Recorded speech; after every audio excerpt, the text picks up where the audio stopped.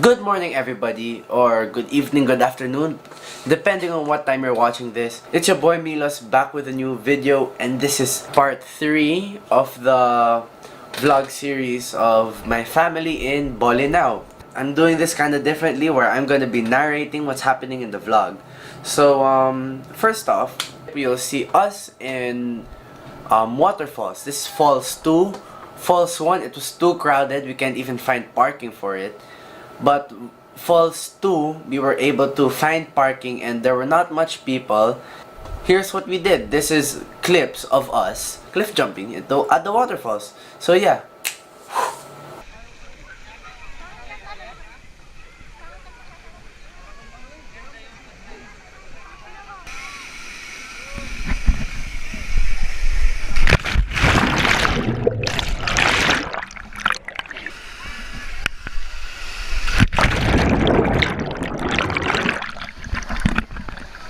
Okay, and there. Those are clips that show what Falls 2 looks like, and those are clips of Ate Jazz and I jumping. Sabi wasn't in the mood yet to jump, so she didn't jump with us yet.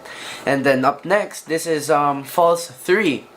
This is the third falls, which is not really a fall. Well, it is waterfalls, but it's not from a river, from the mountains. It's actually from a spring. It's actually a spring waterfall. Yeah. So yep, this is clips. These are clips of what it looks like and the three of us jumping. So yeah. Ay, papa, si papa.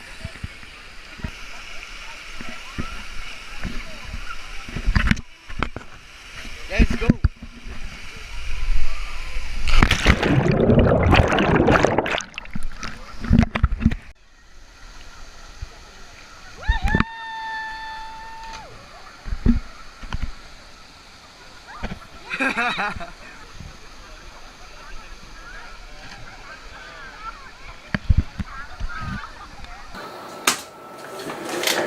So up next, this is the clip or clips of showing you how to get to that part of the falls.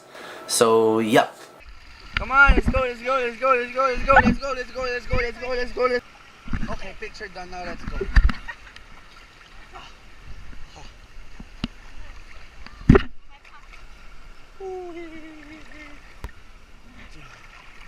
Look at this beautiful view. So, Thank you. Okay ka lang.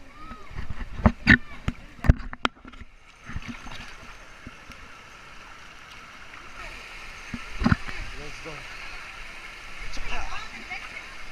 And yep, that's how to get to that part of the falls. It's just really quick. Yeah. And this is the view again of the falls 3 actually from the top, from where you jump already. Okay, so we're here at the edge of the falls. Check this out.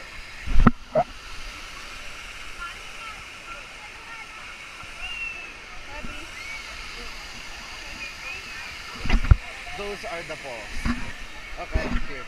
I'll give this to Sabi and she will jump with it. Hello, you jump with this.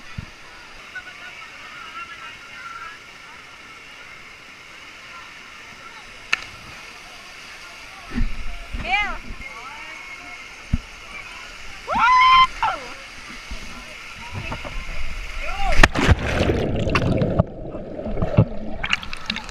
So, yep, those are that's what the falls looks like, and that's the three of us jumping.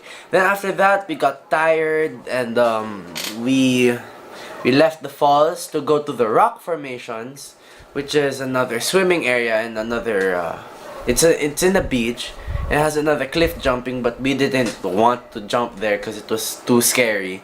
Anyway, so yep. Here are the rock formations. We went there for the sunset. My dad was shooting the sunset, and we went there to swim a bit more. And the view there is really, really nice.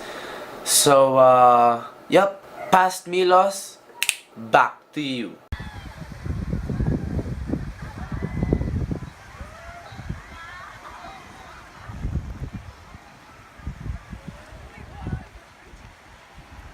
We are here on the cliff right now. Look at that view of the sunset.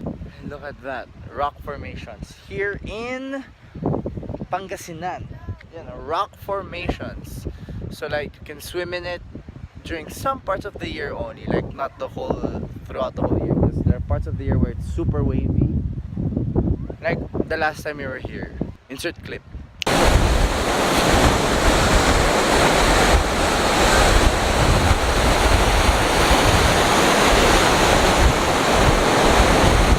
Yeah. So that's how wavy it can be.